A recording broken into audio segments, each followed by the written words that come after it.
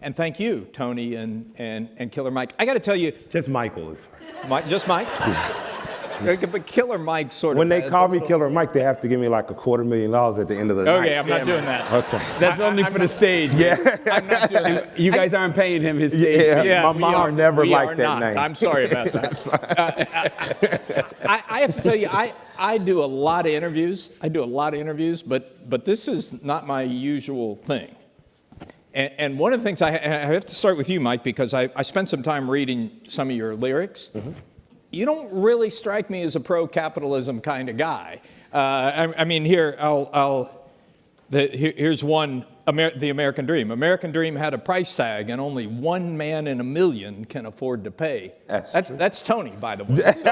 So what are you and Tony doing together? Explain to me your method of operation here. I mean, I think first of all, I live in Robert. Smith is someone I talked to, and Mike Roberts, who are both black guys who happen to have made a lot of money. Each has made $1 billion in their lifetime. So I kind of shut up and listen when they impart me with any wisdom. But Mike Roberts says to me one day, he says, it was amazing. Just two people confirmed to me, they said you're going to be a billionaire. One was Bernie Sanders. He said, you're going to be a billionaire, and I'm going to tax the hell out of you too. And the other, I guess that's why my guy didn't get elected. And the other person, nobody in this room was like Sanders, apparently. The other one was Mike Roberts, and he said, if you were born in a socialist society, you'd have been a hell of a socialist and a leader. If you'd been born in a communist society, you'd have been a hell of a communist and a leader. Michael, you happen to have been born in a capitalistic society, and you understand that either you're going to be a participant in it or a victim of it. Huh. And it didn't mean that he was against capitalism. He understood that when Kwame Ture, many of you guys may know him as Stokely Carmichael, needed to be buried and needed to return to Africa, it took a black man who's a capitalist to help send him there. So I understand the principles of capitalism because I started as an activist, and I started this kid who was raised by these people from the deep and rural South. And although my grandparents were not millionaires and by no means achieved lifestyles of the rich and famous, which they used to watch and laugh at and say it was silly purchases, what they did own was land. They owned a rental house or two. They owned the farm that my grandmother grew up on. And that enabled them to do things like buy an RV and take us on vacation. So I understood the power of $1 very quickly. So I didn't become a raging capitalist overnight, but as I began to work in activism, I understood that the same people you were rallying against, you were going to their foundations asking for money, whether it was the Rockefellers or the Carnegies and things of that nature. So I understood that if I became a person that could generate money to provide jobs, to help communities through letting people help themselves, that was more valuable to what I wanted to see overall, because these were the people who raised me. My grandmother was educated and a nurse. My grandfather drove dump trucks for Chattahoochee Brick. They both made a decent enough living to raise me and my sisters well. And if I can assist other people do that by providing a product or service, then I'll happily take the name of capitalist. And if I happen to become a billionaire, as I do, I promise I won't that up like someone else. That's really powerful. So you're not saying you're for the system. You're not saying you're against the system. You're saying it is the system. It is the system, and you're gonna work with it to make it better. Absolutely, I have to work within my means. My grandfather gave me 3 charges. He said, take care of yourself and sisters, right? He said, don't embarrass me in your mother's name, and don't embarrass black people. So part of taking care of me and my sisters has been to master my coin. The first and smartest thing I did was marry a woman who's smarter than me. And she's in here somewhere. And every time I wanted, she was applauding. Yeah. Every time I wanted to buy a bigger chain, because she would allow me to buy a chain or a car, she would say, well, these investments are here first. And it's managed to do pretty good. And the second thing I've done is just get good mentorship, whether it was Ursula Barnes or John Hope Bryant or Tony Ressler. What I've been able to do is learn to shut up a little more than I'm doing tonight on stage and listen a lot more. All right, Tony, you are a capitalist. Very successful one at that. Somewhere, I think Bloomberg puts it at $6 billion that you've done in your private equity career. Congratulations. Now you're taking on a second career. You're going to turn around a struggling basketball team. Good luck with that. Those two seem like they would pretty much fill a normal person's dance card. So why are you involved in social equity issues? Well, again, firstly, everyone should be involved in social equity issues, whether you're a successful capitalist, a very successful capitalist, a moderately successful capitalist. Mike and I talk about business all the time. Mike and I talk about capitalism all the time. How much you've created, what wealth you've created, is not the determinant of whether you have good ideas. It might be a determinant of whether you've had good luck or better luck. It might also be the determinant if you've had better options and better access.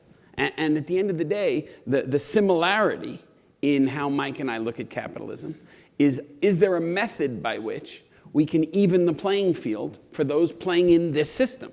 And to me, at least, that's an incredibly interesting subject and one that we should all be participating in. Yeah, and I want to get back to it, but before I do, I just want to ask you, there are some people who would argue that the private equity business contributed to some of the problems, excessive focus on investor return, the notion that, some people have charged that private equity has been responsible too often for layoffs, that sort of thing.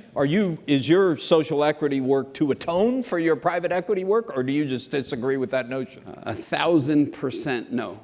It is not. I don't feel I did anything wrong. I think So this isn't atonement? Well, it should be atonement for some other things I might have done, but definitely not from a private equity perspective. And listen, being in what we would call an alternative asset manager, and at Ares Management, listen, we're incredibly proud of whatever, 350, 360 billion of assets we manage. And private credit and private equity and real estate and infrastructure are all asset classes we invest in. But again, at the end of the day, the focus is, are we performing in the way that our investors want us to? Are we investing in companies trying to make them better? And when you talk about the excess of capitalism, maybe the excess of private equity, what is it? I don't know who really deserves the benefit of the quote, but capitalism has an incredible bit of problems and is one of the worst systems in the world, except for everything else. So, the truth is capitalism can be made better, and I'm a huge believer, that we can make capitalism work for more. And that's what people with influence should be trying to do. And that's what everyone in this room is working on. They are all the top ESG professionals at a number of very large corporations, so they have considerable influence. But one of the conversations that's been happening over the last 3 years is, geez, it shouldn't just be about what we're doing for our shareholders. It should be about what we're doing for our employees, for our communities, for the planet that we inhabit. Did you take the same approach in all your private equity investments? I don't think I started in my business career with that focus. And I think the world, and I do think business today is different than, at least for me, the business environment of 30 or 40 years ago. And yes, I think the primary focus when I started in my business was just getting ahead. I have no doubt. I don't atone for it. That is the world I lived in. But today, and over the past 10 or 15 years, again, I could speak from Ares Management perspective. I could speak from the NBA perspective. Yeah. Being more active socially, being more active in your community, having a focus on how to become a more diverse business. That's not just good business, and it's not just better for society, but it's also what the vast majority of our employees want to see us do. It's interesting, you start with employees. I mean, it's also probably more of your investors want it, probably customers, but employees is where the real biggest pressure comes from. No question. Yeah, and I think the same is true for probably everybody sitting in this room. Okay, so let's get to the question that you raised for the two of you too. I'd love to be a fly on the wall for these discussions you have about capitalism and how do you level the playing field. But what's your theory of the case? What's your theory of change? Because everybody in this room, we've been talking today already about how do we have impact and measure it and show that we're really making a difference. What's your view of that? I think there's a lot of ways. You want to start? I'll let you start. I'll be your point guard. So I'm going to just say that I'm a big believer in both the public sector and the private sector feeling, shall we say, an obsession, a commitment to making the world a better place and making capitalism work better. So in the private sector, what can we do? And the simple answer is there's a lot of things you could do. For whatever it's worth, we could commit ourselves to creating a more diverse business. And at Ares Management, not that we're the ideal, not that we have the perfect model, but we have continued to have problems attracting enough young people of color to come into our industry. And in the traditional way of asking young people to go to the colleges where they went to, we weren't seeing enough people of color. So what we felt we had to do was call some of our competitors, fund a 10-year project with a group of historical black colleges that trained, mentored, and educated young Black and Hispanic students to come into the alternative asset industry so that we could hire them in bigger numbers and position them more effectively to succeed. And you've done that. And we're in the process of doing it. And listen, when you don't have someone that looks like you as your boss, sometimes your early years are tougher in our industry. When you don't have a brother, a mother, an uncle, a sister that looks like you or can mentor you in our industry, sometimes your earliest years are more difficult. Yeah. And our job is to even that playing field so we don't just hire young people to become more diverse, but put them in a position to succeed in this career, which is a very exciting industry. And Mike, what's your theory? Short of electing Bernie Sanders, what's your theory of the case? Well, this is my, I'll give you why I even supported Sanders. You know, I sing and dance for a living, so we haven't figured out as much as some of you guys who've managed to just, you know, evade taxes at all costs, which is what I told really get you rich. Not at all costs, but not at all. With thought and intent. Yeah, don't want to go to jail for 12 and 7 years.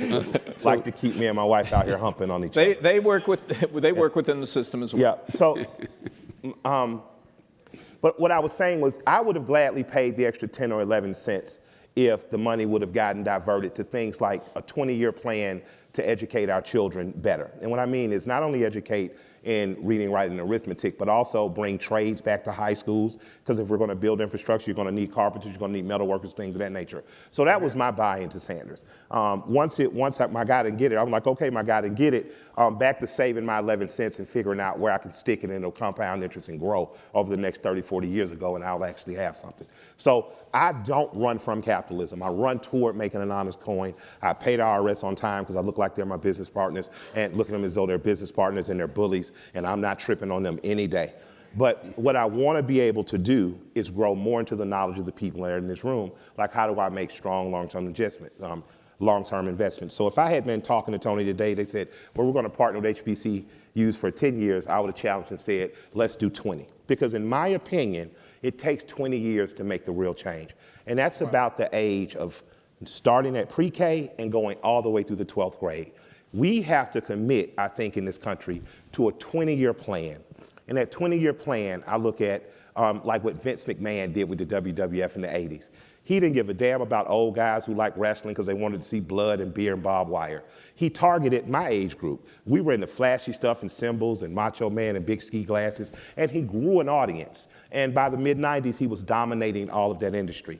What Tony does with basketball, I saw Ted Turner do when the Hawks really were perennial losers. If you had A's and B's in school, Ted Turner would give you free tickets to Hawks and Braves games. Kept the Braves field, and now I'm a parent. I buy all types of shit from the Hawks and Braves because I remember when Ted Turner was nice to us, right? So I think that there's a 20-year plan that can happen. I think that, like Andrew Young taught me, even before I started having the debates with Tony, that in Atlanta, we've been special because the public and private sector have understood partnerships for the last 40, 50 years or so. So when you see a stadium going up, a lot of that is paid for out of pension money from investment firms. It's not just taken directly out of overtaxation of poor communities. But the narrative gets out there wrong sometimes, and the narrative is usually given between two teams or politicians. And then you get someone sensible in the politics, like Andrew Young, or someone sensible in business who just tells the truth to say this was a public and private partnership. I think that Atlanta is unique in that way, that they've been able to create a certain amount of equity. I saw people putting up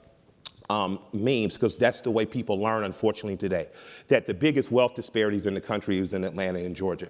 And I put right under that meme, because someone I know put it up, the lowest black unemployment in the states is Georgia.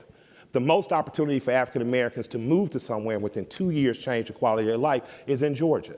Some of the lower taxations on things that you would take to get into business. I have friends that try to open bars in New York. It's definitely damn near impossible. They come to Atlanta and they grow things like Slutty Vegan, which is a $100 million evaluation now, on a fake meat sandwich that my wife's friend has geniusly marketed.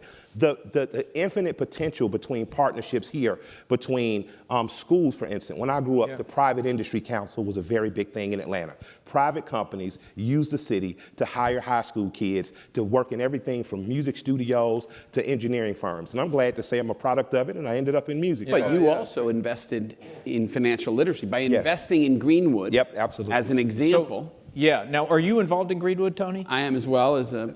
As an investor. Okay, so that's an area where you're working. Why don't you explain to people what Greenwood is, and Tony, why you invest in it? It's a banking platform that partners with the bank and allows people who are unbanked to survive in banking deserts. There are so many Chases north of I-20, I could stop every few blocks and go to a Chase bank. The 2 Chase banks that existed in the West End and on Martin Luther King are gone. And once they were gone, all that was left was these check cashing places. These check cashing places a lot of times charge young mothers, young families up to 20% to cash their check. If you're making a $200 check, you walk away with $160. That's Pampers, that's milk, that's part of your rent. That just was not fair. But it's an online financial institution catering to the African American community. And Latino. And by the way, and the Latino community. But focused on and has a $325 million plus valuation on its most recent financing. So this is an investment. This Very is not much. part of your charity. Oh, no. It's not. Why does he doesn't do, I'm gonna tell you why I love this guy.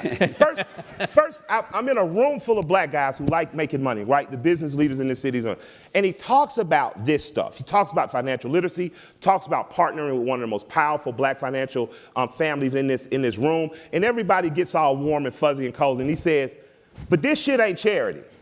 I'm going to make money because if you essentially help a community to capitalize themselves and to grow business, I make money. So he helped us understand, walking out of that room, we didn't need a father, we didn't need a savior, a money messiah. What we needed was a partner to capitalize great ideas that he would make money off of and others. And I just want to say I appreciate the honesty, because most people are bullshitting when they say it. Listen, I invested in the Gathering Spot, which is a club, if you will, a Soho house for young African Americans. And the 2 founders, 2 young kids from Georgetown, super talented African American guys that really built a brand. I invested in the Gathering Spot. Greenwood bought the Gathering Spot, and I rolled to be an investor in the combined business, by the way, where Mike is one of the co-founders of Greenwood, just to give you a sense. And yes, in every instance, I believe funding charter schools in K-12 education is great for this country. I think funding the Russell Center, which is really a center to help young entrepreneurs, not young necessarily, entrepreneurs of color, access capital and mentorship, where it's been more difficult for them, but yet their business opportunity is just as attractive as any other. That's an investment. That's an investment. No, the Russell Center is a not-for-profit. It's a not-for-profit. But they are funding for-profit companies. Yeah. And all I'm saying is evening the playing field can be both good business and really good for this country. That's how I go about it. And whether it's Aries Management or whether it's the Atlanta Hawks or whether it's the NBA But this Foundation. gets back to the Bernie Sanders question. I mean, there are 2 ways to even the playing. We don't agree on Bernie Sanders. Yeah, all right, let there be no confusion. I don't think Bernie's coming back. Evening the playing field is bringing up the bottom and also bringing down the top. I said Mike and I were friends. I didn't say we agree on all our politics. Somebody want to help me here? Anybody have any questions or comments that they'd like to throw to these 2? I got a lot more I want to do, but I'm happy to open it up to somebody else. All right, we got to talk about the Atlanta Hawks. What does that have to do with this? Well, I'd say the Atlanta Hawks is actually a community asset. Most professional sports team, but the Atlanta Hawks having an NBA franchise in Atlanta. And by the way, I don't mean to, the African American community is an incredible customer. So probably 50% of our customer base is African American, which is probably 3 or 4 times any other arena in America, any other NBA arena, which gives you a sense of the size of the African American middle class. And upper class in Atlanta. So yes, there is a disparity of income. There's also an enormously successful African-American community in Atlanta. But I would say more so the community asset. You know, when you build something and when you own a sports team, yes, it's complicated to win, but you have to know that the public is your partner. So when we talk about public-private partnerships, that's an example. And when you forget it is when you get into trouble. That's interesting. Both of you have made reference to the special nature of Atlanta. What is it that makes Atlanta special? I think people are willing to cooperate and collaborate in ways that they aren't in other cities. I think that people push past their polarization.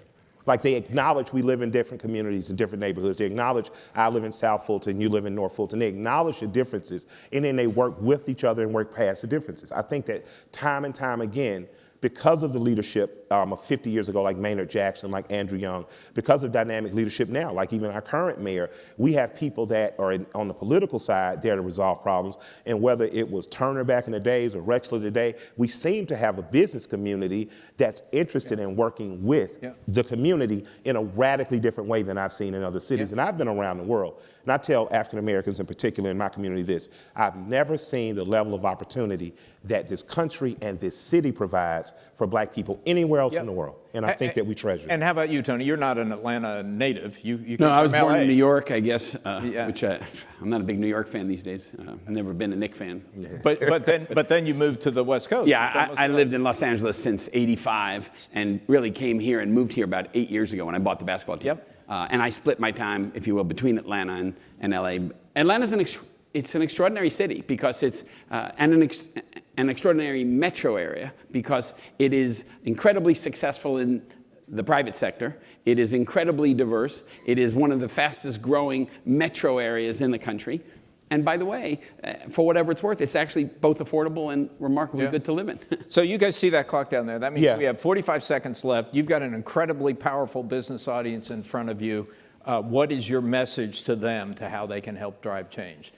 Find the youngest people and their educators and give them education from top to bottom, and a whole education, a whole human being, everything from how to prepare a chair to how to tie a tie to how to balance a checkbook. I think if we make those investments as young as kindergarten and third grade and forward, that in 20 years we have a great country indeed. Tony, last word.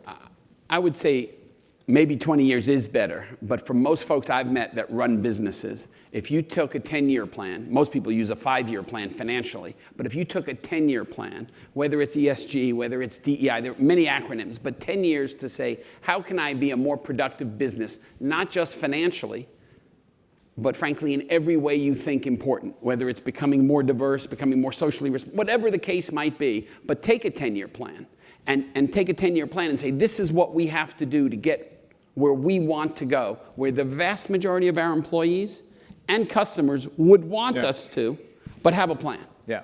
Gentlemen, that was great. Thank you for getting us kicked off. It's really good. Pleasure.